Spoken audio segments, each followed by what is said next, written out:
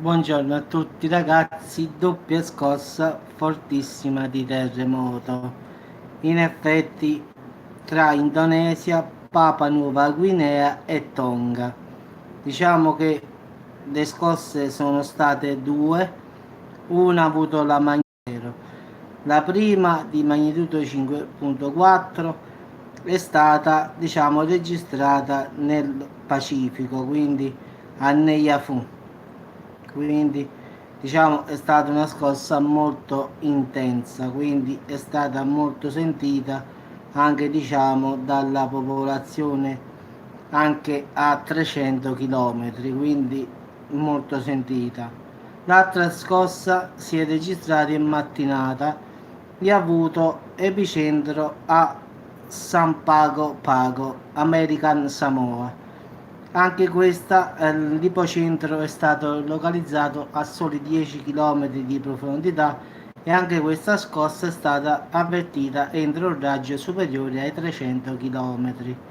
In effetti tutte e due nel Pacifico, ragazzi, quindi in mare in effetti, quindi diciamo che anche nella giornata di ieri altre tre violente scosse sono state registrate a Java in Indonesia e addirittura percepite entro un raggio superiore ai 500 km, una di 6.2, una di 6.0 e una di 5.9. Quindi in effetti ragazzi le scosse che non vengono dette sono tante. In effetti io avevo letto due, ma poi ce ne sono state altre tre in Indonesia, quindi hanno superato il, diciamo, il sesto grado della scala, diciamo, del mercato in effetti. Quindi proprio in effetti queste notizie qua in Italia non arrivano proprio. In effetti adesso sto su un sito russo traducendo e quindi ho letto che ieri ce ne sono state tre in Indonesia a Java, quindi mano a mano faccio la traduzione, quindi a parte la doppia forte scossa diciamo nel Pacifico, ieri anche l'Indonesia ha tremato per tre volte, quindi in effetti 5 forti scosse sono, quindi in effetti due nel Pacifico, una di 5 e una di 5.4 e l'altre sono di 6, 6.2 e 5.9, quindi belle abbastanza forti, quindi in effetti l'Indonesia, vabbè, sappiamo che lì oramai la faglia indonesiana è molto fragile, quindi ogni 2 o 3 si verificano terremoti, mentre nel Pacifico anche diciamo comunque è soggetto molto spesso a scosse molto forti come Papua Nuova Guinea, Tonga, Indonesia, diciamo che non è poi tanto difficile queste scosse, quindi il doppio terremoto a Tonga è delle 10.01 e delle 7.28 è avvenuto nell'Oceano Pacifico, però è stato sentito moltissimo in Tonga, quindi queste due scosse diciamo sono state sentite oltre a 300 km di distanza, anche perché avevano un ipocentro, cioè la profondità poco, diciamo poco. In effetti 10 km ragazzi non sono nulla. Meno male che non c'è stato uno tsunami, che era possibile data diciamo che è passato il quinto, diciamo la quinta scala Mercalli, la profondità era pochissima, 10 km, quindi già è un fatto positivo che non c'è stato nessun tsunami, però le coste del Tonga le hanno sentito benissimamente, quindi diciamo tutte e due le scosse, una di 5.4 e una di 5.0 della scala Richter, no Mercalli, quindi ripuntiamo della scala Richter, quindi l'epicentro a 10 km, cioè la profondità, l'ipocentro, invece l'epicentro era più o meno negli Evu, Nuku'alofa, diciamo le zone diciamo del Tonga, però la profondità ripeto pochissima, 10 km. Poi camminando ho tradotto un'altra cosa, che ci sono state altre tre scosse di terremoto in Indonesia che io non sapevo ragazzi, quindi una di magnitudo 6.2 e poi altre due magnitudo 6 e magnitudo 5.9. Questo invece in Indonesia, a Java. Quindi ragazzi, le scosse invece di 2 passano a 5 nella giornata di ieri, quindi 5 scosse forti di terremoto, quindi tra Tonga e Indonesia, quindi in effetti un casino ragazzi, come sempre. Quindi in effetti sempre nel Pacifico, sì, in effetti è così. Voglio vedere bene perché la traduzione a volte no. Sì, sì, allora, Indonesia, Papua Nuova Guinea e Tonga, sì, ho detto bene, sì, la traduzione è questa qui, sì. Quindi ragazzi vi auguro una buona giornata, come sempre vedete 5 scosse di terremoto, il telegiornale non ne ha detto neanche uno di questi 5 che io ho detto, quindi diciamo che come sempre il telegiornale parla, ieri già è stato strano che ha parlato che la Marina americana finalmente ha confermato gli UFO, però quando si tratta di terremoti e così va, eruzioni e altre cose di fenomeni naturali che avvengono nel mondo, proprio la TV non ne parla proprio, quindi come sempre poi dicono i complottisti, quelli che dicono su YouTube, quelli che dicono su internet è pieno di bugie, tutte queste cose qua, ma perché non lo dicono loro? In effetti lo diciamo noi su YouTube, su Facebook, su Twitter, su Instagram, ma perché loro non lo confermano? In effetti non è che noi ci vendiamo le cose così. In effetti possiamo dire qualche cosa a livello Nibiru, queste allora, questo qua, alieni, queste cose qua sono più poco credibili e ci può anche stare, diciamo, che possono dire che su internet si esagera un poco, però quando si tratta di scosse di terremoto, eruzioni e altre cose, nessuno di noi si permette di dire una bugia, anche perché che scopo avrebbe? Invece quando si parla di alieni allora uno tende sempre un po' a dire può darsi quella era una navicella, che poi è vero ci sono a volte filmati che ragazzi, come gli ultimi filmati che abbiamo visto ragazzi, nessuno di noi può dire che quella era una cosa terrestre, nessuno può dire no no quella non è perché è palese che non è terrestre, quindi non è che uno è complottista solo perché dice che quella cosa che ha visto secondo me non è terrestre.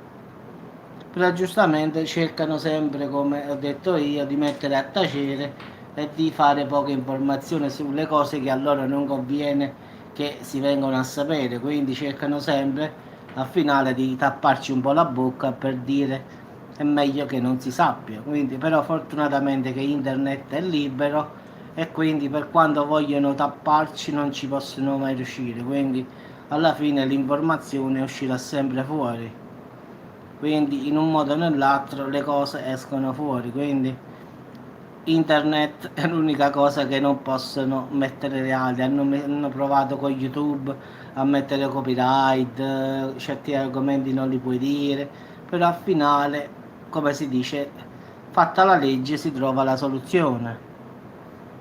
In effetti a volte qualcuno di voi ha visto che io faccio i titoli in napoletano, ma non sa perché io lo faccio. In effetti, a parte perché voglio distinguermi dagli altri, ma in effetti quando parli di certi argomenti, ragazzi, e lo scrivi in italiano, non te lo fanno dire. In effetti ti dicono che quel video non è per, diciamo, non può essere pubblicato. Quindi allora mettendolo in lingua dialetto loro il computer non riesce a elaborare la notizia e quindi passa, in effetti, capite?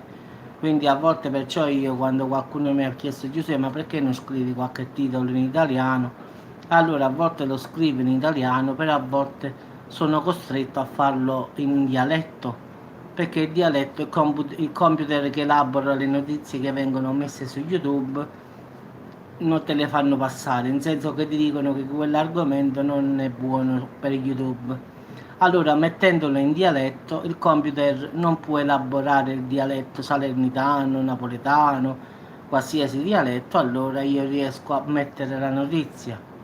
Che a volte mi capita di scrivere qualcosa tipo come poco fa ho fatto quello là degli alieni, la nave americana, avete visto, ho fatto prima in italiano, avevo messo il titolo, poi mi hanno fermato quel video.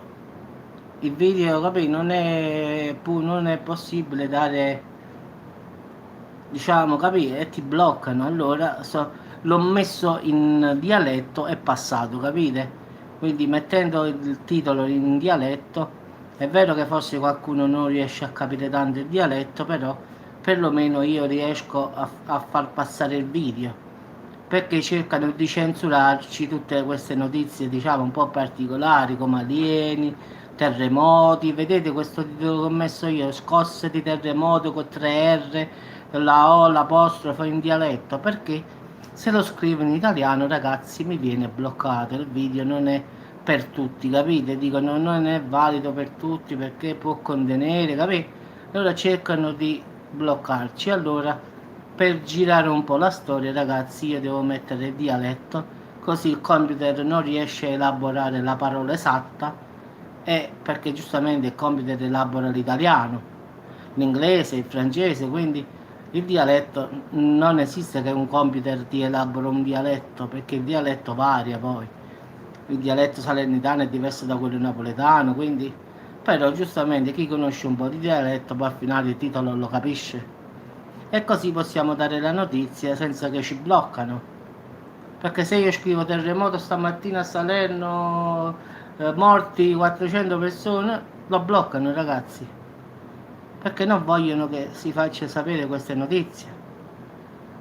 Allora uno lo deve far scrivere in modo dialettale, che così il computer, perché quello non è che è una persona che sta dietro YouTube, in effetti è un computer che elabora certe frasi, non devono essere scritte.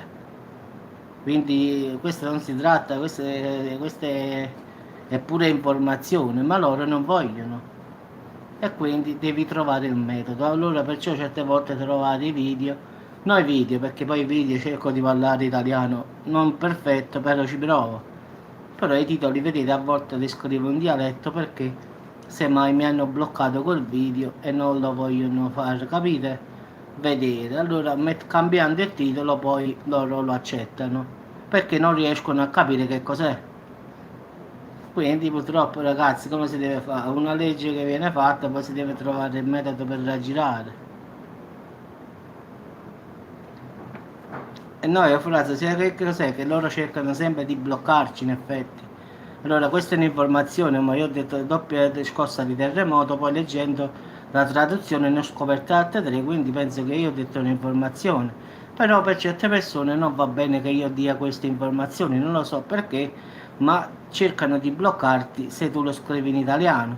Quindi sono costretto a scrivere un titolo un po' strano, quindi un po' dialetto, che così il computer non mi elabora, diciamo, la parola esatta in italiano e quindi non riesce a capire e quindi lo dà per buono, capisci? Questo è il problema. Vedi uno che deve fare per, diciamo, per far accettare un video che poi che ci sta di male a dire che ha fatto il terremoto in Papua Guinea, in Indonesia, io non ci vedo nulla di male, non è che stiamo parlando di terrorismo oppure di qualche cosa, diciamo, di guerra oppure scene di nudo, non è.